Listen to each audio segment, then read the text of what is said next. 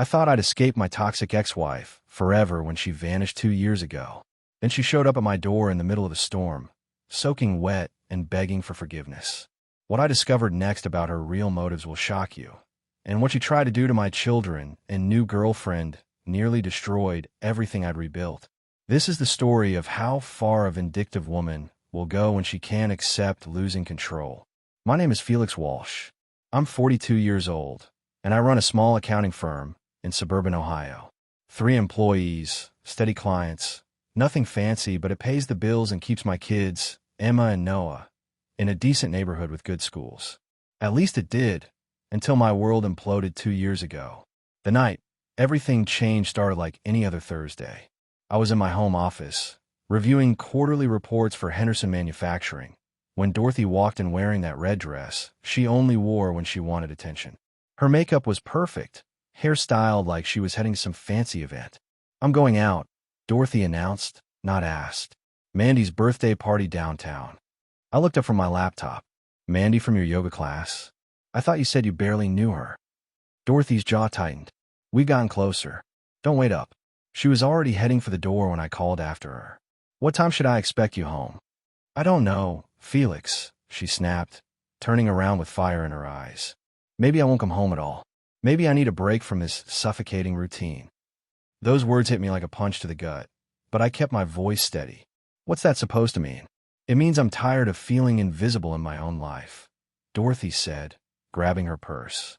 "When's the last time you looked at me? Really looked at me? When's the last time we talked about anything other than bills and the kids' schedules?"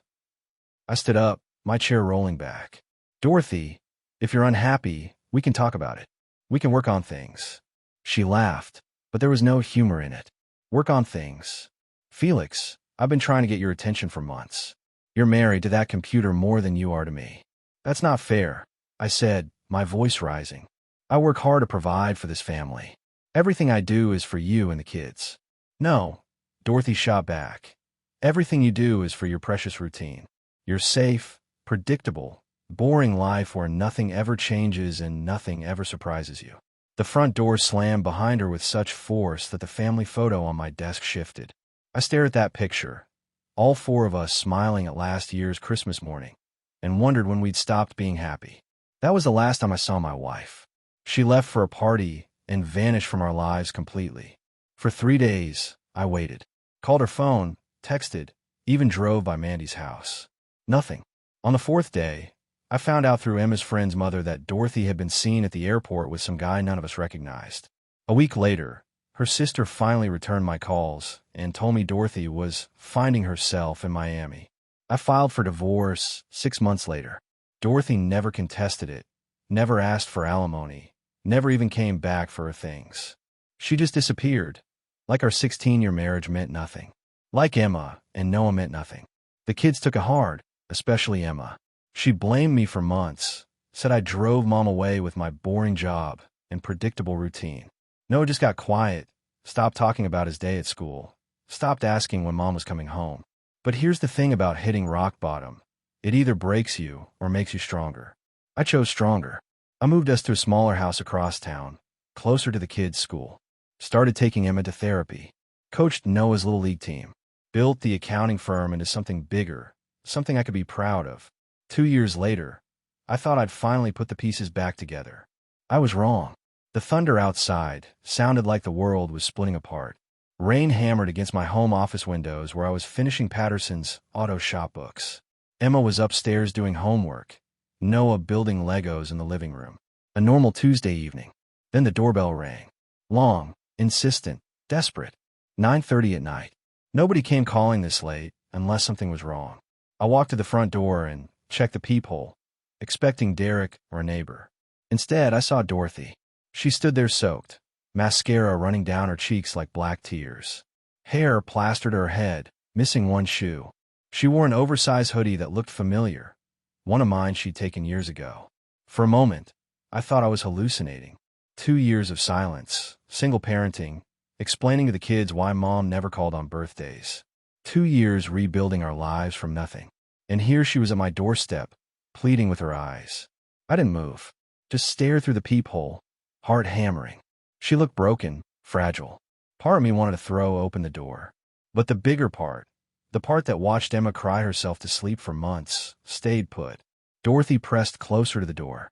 "Felix," she called out, voice muffled but desperate. "I know you're in there. Please, just 5 minutes." 5 minutes. That's what she thought it would take. Footsteps on the stairs. "Dad." Emma's voice carried down. "Who's at the door?" "Nobody important," I called back. "Go back to your homework." But Emma didn't retreat. Dorothy must have heard too, because she straightened up, wiped her face. "Is that Emma?" Dorothy called louder. "Emma, honey, it's Mom." My blood turned to ice. Emma appeared halfway down the stairs, face white as paper. Behind her, Noah stood in the living room doorway. "Mom," Emma whispered, hope breaking my heart. I made a decision. Stepped outside, pulling the door shut behind me. Dorothy's face lit up with relief, but I held up my hand. "Don't," I said firmly. "Don't get their hopes up. Not after what you did." Dorothy's composure shattered. "Felix, please. I made a mistake. Ryan left me with nothing." "You didn't lose everything," I said coldly. "You threw it away. There's a difference." She stepped closer. "I need help. I have nowhere else to go." "That's not my problem anymore," I told her.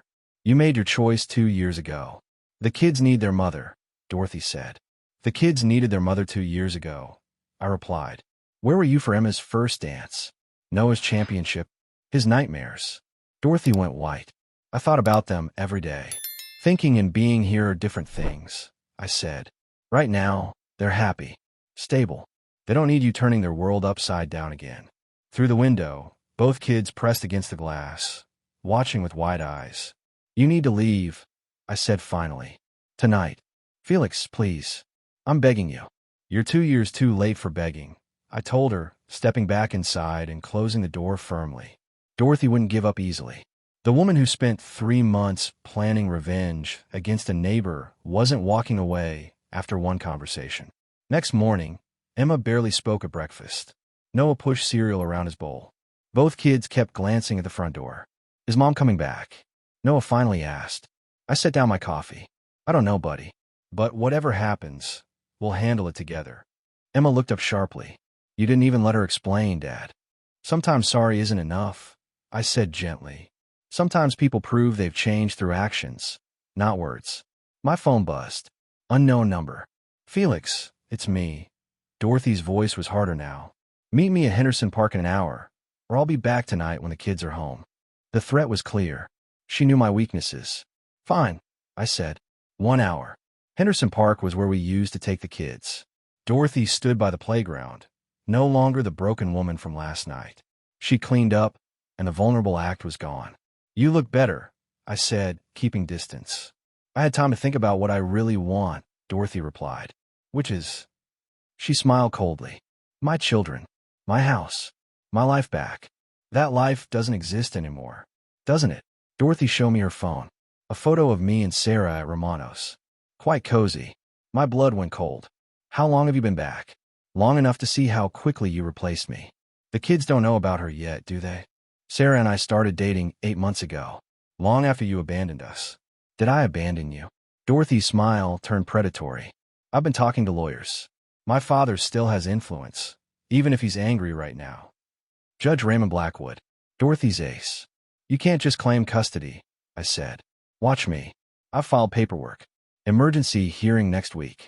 Claiming you're unfit, unstable, keeping children from their mother, exposing them to strangers." "That's a lie." "Is it? You moved them. Changed schools. Emma's grades dropped. Now you're bringing random women around them." My hands clenched, but I kept my voice steady. "What do you really want?" "Everything back the way it was. You, me, the kids, the house." "And if I refuse?" Dorothy's mask slipped completely. "Then I'll destroy you. Take the kids, the house, your business reputation. You'll have nothing." I stared at her, finally seeing the real Dorothy.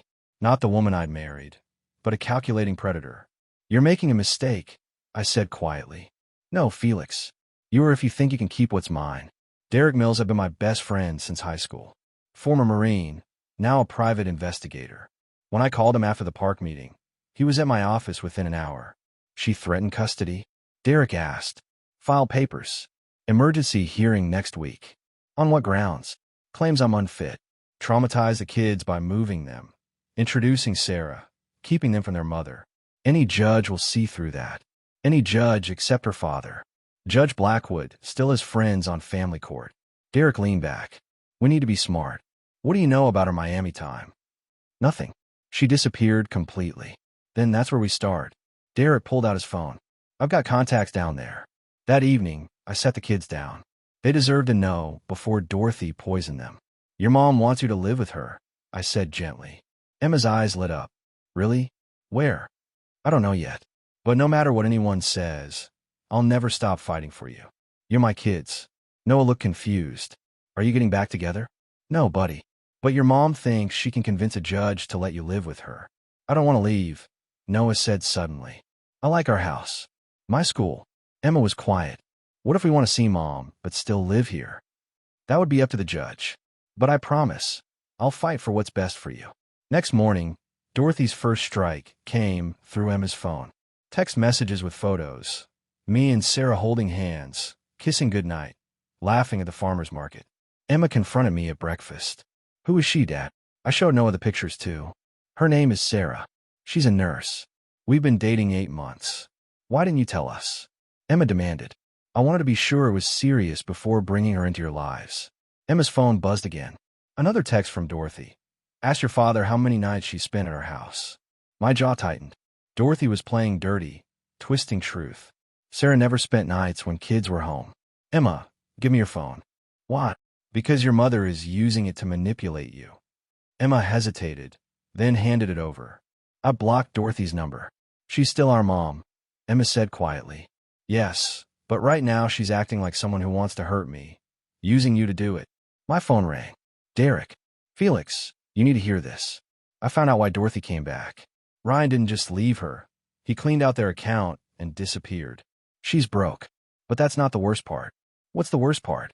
She's been back 3 weeks, staying at a motel, watching your house, following you and the kids. This wasn't desperate plea for forgiveness. This was planned attack. Dorothy wasn't trying to rebuild our family. She was trying to destroy the new one we'd built. Derek's investigation revealed disturbing news. He called Wednesday morning with information that made my stomach drop. Felix, I found Ryan in Miami. Dorothy's been paying a family psychologist named Dr. Patricia Hendricks to write reports about the kids' supposed emotional trauma. My blood ran cold.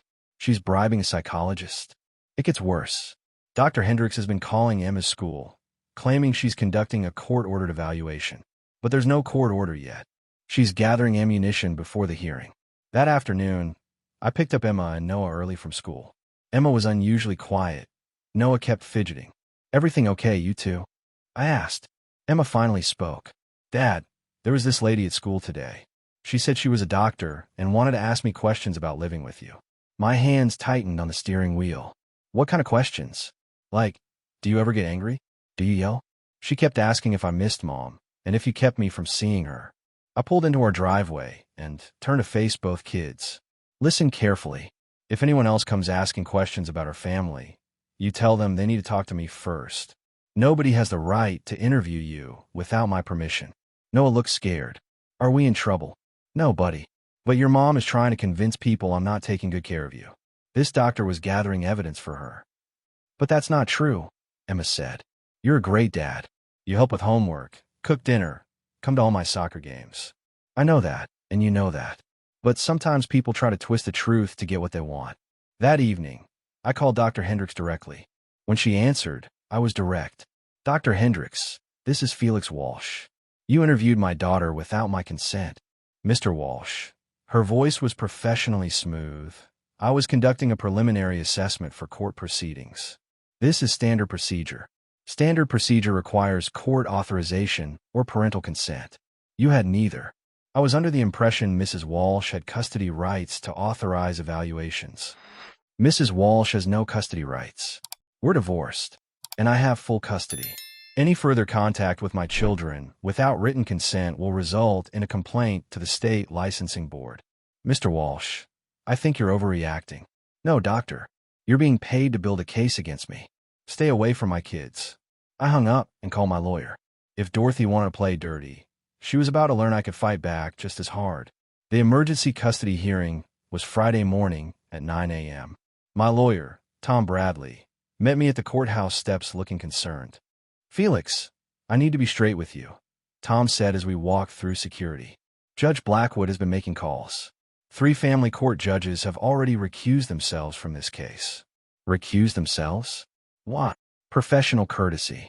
Nobody wants to rule against Raymond Blackwood's daughter. We're stuck with Judge Martinez, and he's new to family court. Inexperienced, easily influenced. My stomach sank. So Dorothy gets her father's friend as a judge? Martinez clerked for Blackwood 10 years ago.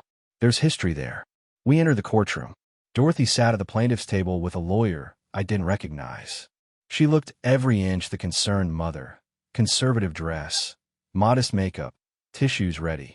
When the hearing began, Dorothy's lawyer painted me as an unstable, angry man who'd stolen the children from their loving mother. They presented Dr. Hendrick's preliminary report, despite my lawyer's objections.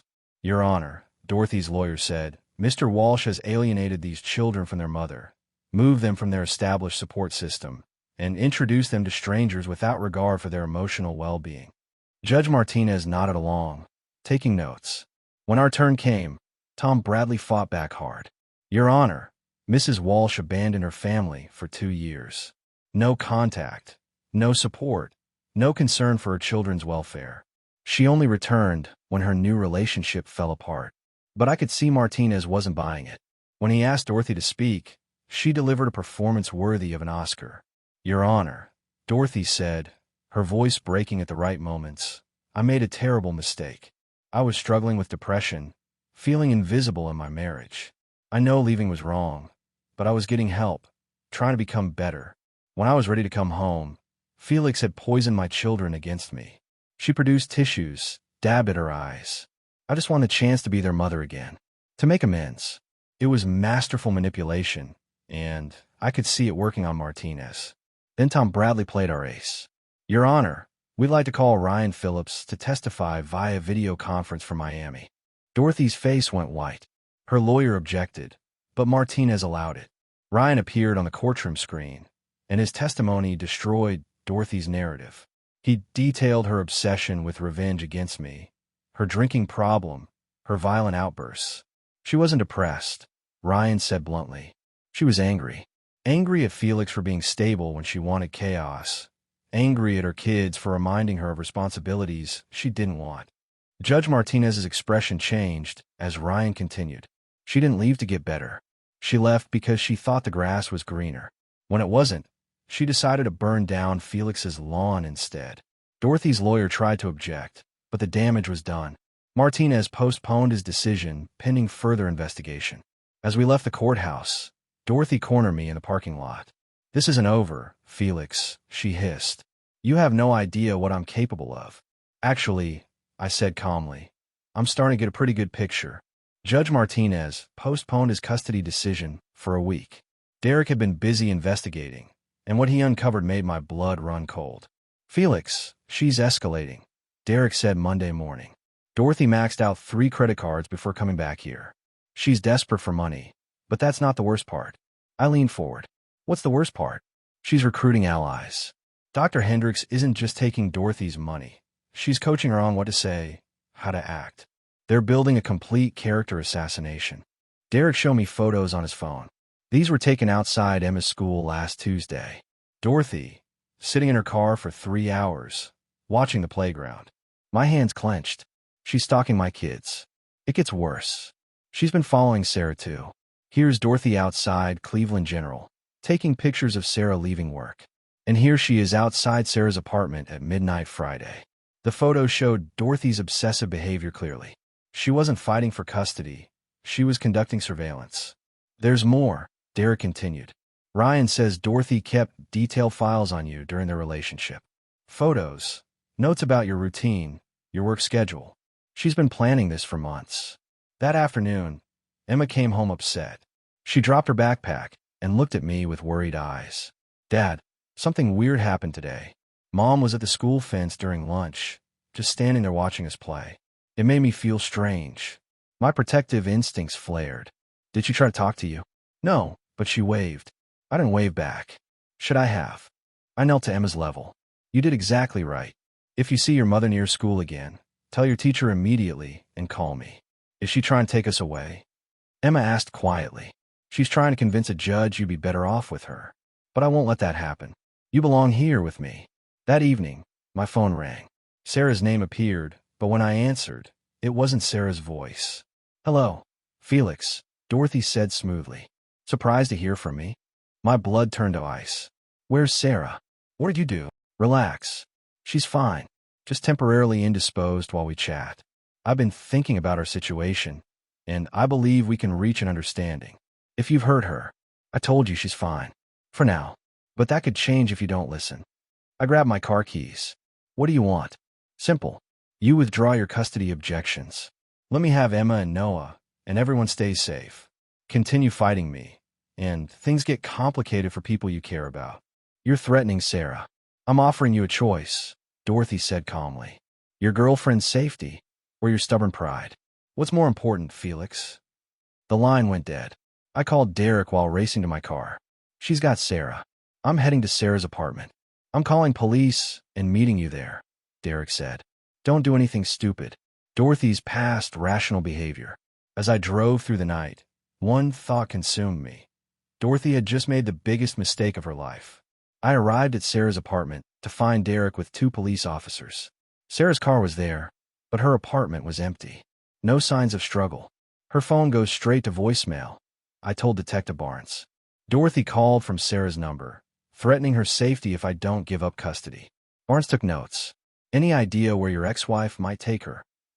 Riverside Motel on 5th Street, Derek said. I've been tracking her movements. We'll check there first, Barnes said. But until we have proof of actual harm, our options are limited. My phone buzzed. Text from Sarah's number. Parking garage at Westfield Mall, level 3. Come alone, or she disappears permanently.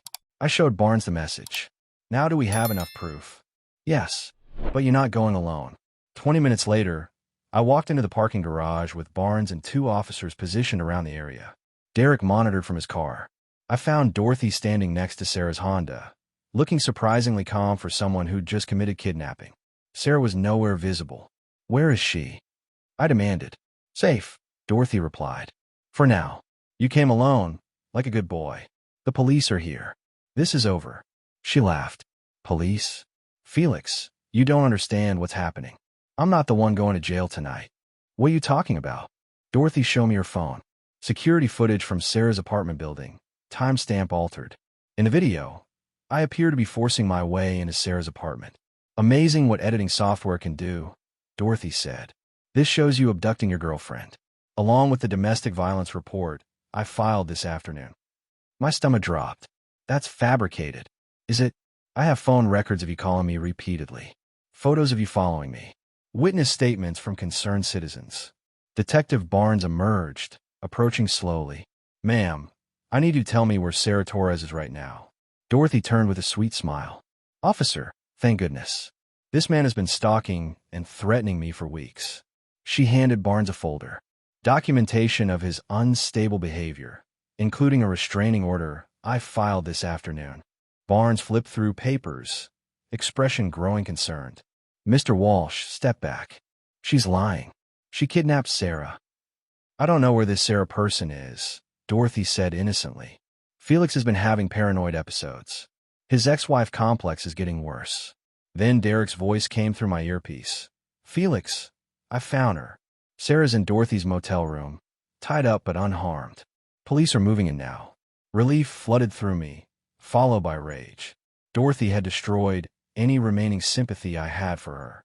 Detective Barnes, I said calmly, you might want to check Riverside Motel, room 237. You'll find Sarah Torres there. Dorothy's confident expression faltered for the first time. Dorothy's arrest made headlines in our small Ohio town. Local woman charged with kidnapping and fraud ran across the front page of the Tribune. Judge Raymond Blackwood's name appeared in the article as declining to comment on his daughter's legal troubles. Derek met me at the courthouse for Dorothy's arraignment. Felix, you need to see this, he said, handing me a folder. The FBI got involved when they discovered the extent of her cybercrimes. She didn't just target you. I flipped through the documents. Dorothy had been running similar schemes on 3 other ex-husbands across the country, using fake identities and forged court documents. She's a serial predator, Derek continued. The Miami incident with Ryan was just one stop on a multi-state crime spree. She's been living off this for 2 years.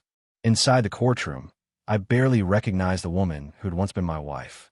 Dorothy sat in orange jail clothes, her hair unwashed, makeup gone. All the calculated charm had vanished, leaving only a bitter, defeated shell. Her lawyer, clearly assigned by the court, looked overwhelmed. Your Honor, my client is willing to plead guilty to reduced charges in exchange for cooperation with ongoing federal investigations. Judge Martinez, not her father, who had recused himself completely, wasn't having it. Mrs. Walsh, you've been charged with kidnapping, fraud, cyberstalking, and conspiracy. The evidence against you is overwhelming. When Dorothy finally spoke, her voice was small, nothing like the confident predator who'd threatened my family. I just wanted my children back. I made mistakes, but I never meant for things to go this far. Mrs. Walsh, Judge Martinez said sternly, you orchestrated a campaign of terror against your ex-husband and his family. You hired criminals to hack private accounts, falsified legal documents, and kidnapped an innocent woman. These weren't mistakes. They were calculated crimes. The sentence was harsh but fair, 8 years in federal prison, followed by 5 years probation. No contact with me or the children during that time.